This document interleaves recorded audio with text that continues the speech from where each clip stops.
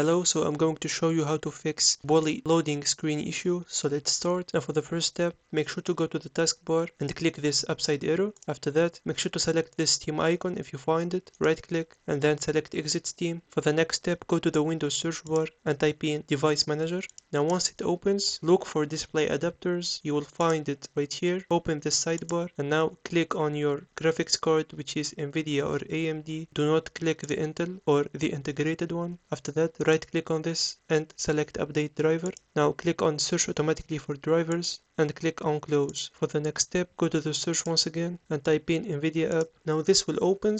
Make sure to sign up or log in with your correct information. After that, go to the left menu and select drivers and make sure to install the latest available driver you will find. So click on Download or Install button right here. After that, select Express or Custom Installation and click on Continue to start the process. For the next step, make sure to open the Steam Launcher. After that, go to the View element in the top left corner and then select Library. Once you do that, look for Poly in the left menu. Click the game once you find it. I'm going to show you what to do. You will see this gear icon right here, so click Manage. After that, click Properties. Now go to Installed Files in the left menu and select Verify Integrity of Game Files. That way, it will start by verifying the original files of Poly Scholarship game and will recover any missing or corrupted file that is responsible for the loading screen issue. So just wait for this process to finish. After that, you just need to restart the launcher, or even more, go restart your computer and your problem should be fixed. If you find it helpful, consider like and subscribing, and see you on the next one.